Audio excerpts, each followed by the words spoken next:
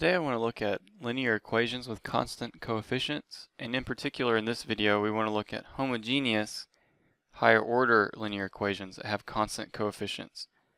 And what we mean by constant coefficients is, well, for the second order case we have a y double prime plus by prime plus cy equals 0, and so you see that the a, b, and c are just constant. They're not functions of x. Now we need to solve the homogeneous version of this before we can solve the non-homogeneous version. And the assumption that we're going to make here is that my solution is going to be of some form like this, y e to the mx. And the reason this is a good candidate is because as I take derivatives of this, I just get other expressions of e to the mx power. For example, y prime is just m e to the mx, and y double prime is m squared e to the mx.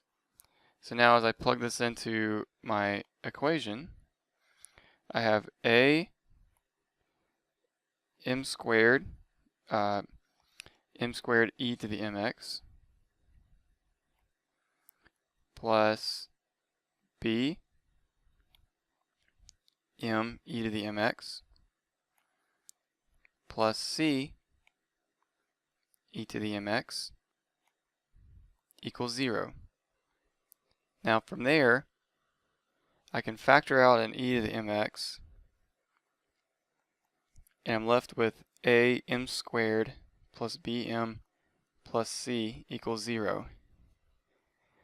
And what I notice here is that it doesn't matter what e is, e to the mx will never equal 0. I mean, it doesn't matter what x is. E to the mx will never be 0.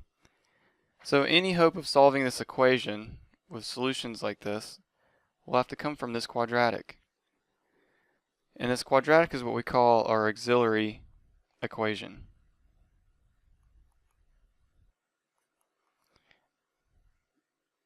So when you have a homogeneous linear equation with constant coefficients, it really just comes down to being able to factor a polynomial. So we look at the second order case first because we can solve quadratic equations pretty easily, but the same principles apply to higher orders as well. So in this case, if we have a second order, we end up with an auxiliary equation of am squared plus bm plus c equals 0. And so we know the solutions then from the quadratic equation are negative b plus or minus the square root of b squared minus 4ac all over 2a. You know that.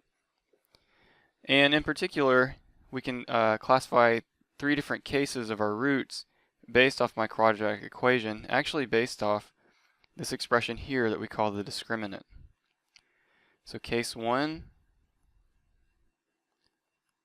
is if that discriminant is positive. If it's positive, then you have a negative b plus or minus something over 2a. We get distinct real roots.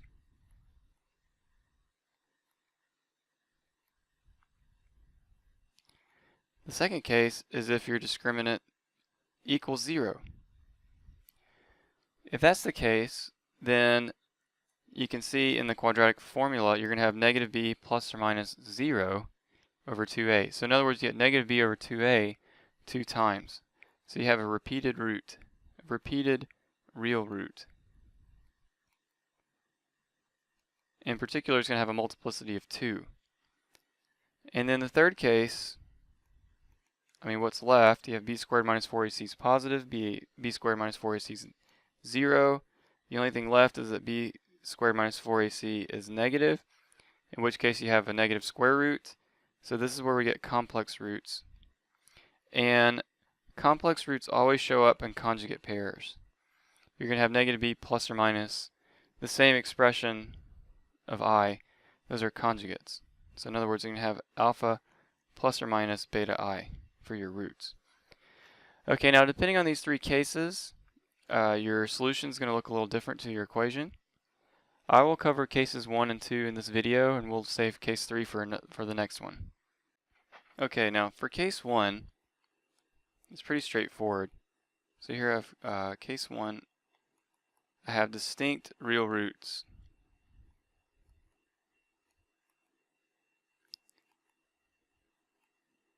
And so in that case, my auxiliary equation yields two different roots, some sort of m1 and m2. If that's the case, then my general solution is just c1 e to the m1x plus c2 e to the m2x. And that's it. Because remember, we assumed, why does this work? Because we assumed from the beginning that we'd have roots that would look like this, e to the mx power. And since I found two m that satisfy that, e to the m1x and e to the m2x are both solutions to my equation. So by the superposition principle, I can make a linear combination of these to get the general solution. And in fact, since they are what we say linearly independent, this is the final deal. So for case 2, let me explain case 2, and then we'll do a couple examples. For case 2, where you have a repeated root, what that means is in your auxiliary equation, you ended up with roots m1 and m1. So if I try to write a general solution, c1 e to the m1x plus c2 e to the m1x, that's no good, because that's the same thing as saying c1 plus c2 e to the m1x. And so we just get it, we haven't really found anything new. In other words, this part in particular doesn't help me any. And in fact, these are what we say linearly dependent, because one is just a constant multiple of the other. So what do we do? Well, we've learned about reduction of order that says if you're given a solution y1 to a linear equation, you can find y2 through this formula, y1 times the integral of e to the negative p of x dx over y1 squared dx, where p of x, what we mean by that is where we're writing my second order linear equation in standard form. Okay, so if I have a repeated root, then my p of x is going to be, well, I have constant coefficients, right? So I need to divide everything by a. I get negative b over a, over 2a, sorry, is my repeated root. So when I go to this formula, this becomes e to the m1x, e to the integral negative b over a dx over, yeah, I'm sorry, we're dividing that by a, not 2a, over e to the 2m1x dx.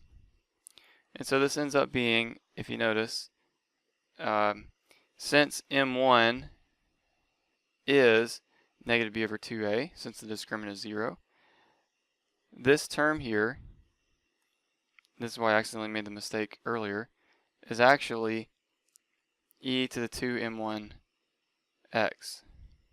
Okay, so we end up with e to the m1x times the integral of 1 dx.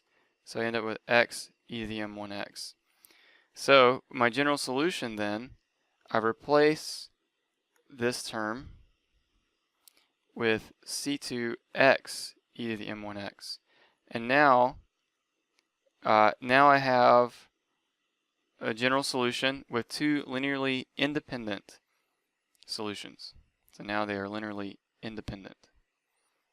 Okay, now I'll show a couple examples on these. Once we've gone through the theory, it's not really that difficult, and hopefully it'll make sense. So let's look at a first example.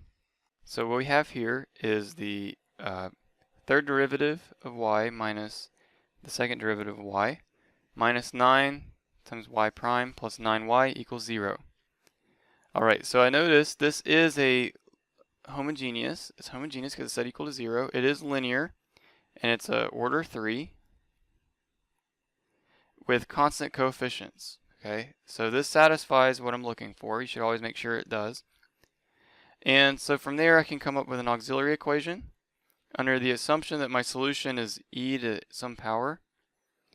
And my auxiliary equation here looks like m cubed minus m squared minus 9m plus 9 equals 0. Alright, now from here it just becomes a question of can we factor this thing. So I'm going to try factor by grouping here. So I'm going to say parentheses m cubed minus m squared, close parentheses, plus parentheses negative 9m plus 9, close parentheses, equals 0. From there I can factor out of my first group. I can take out an m squared, and then I'm left with an m minus 1. And in my second group I can take out a negative 9, and I'm left with a m minus 1. And so from here I can take out a common factor out of these two expressions, which is my m minus 1. And when I do that, out of the first group, I'm left with an m squared, and out of the second group I'm left with a minus 9. Aha, so factor by grouping worked here. I can factor this guy now as m minus 1 times m minus 3 times m plus 3. So I get distinct real roots, 1, 3, and negative 3.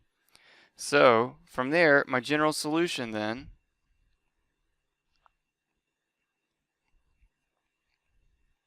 is simply y equals c1 e to the x, that's the m1x, plus c2 e to the 3x, plus c3 e to the negative 3x.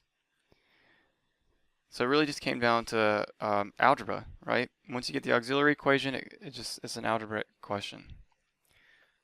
Alright, let's look at our next example.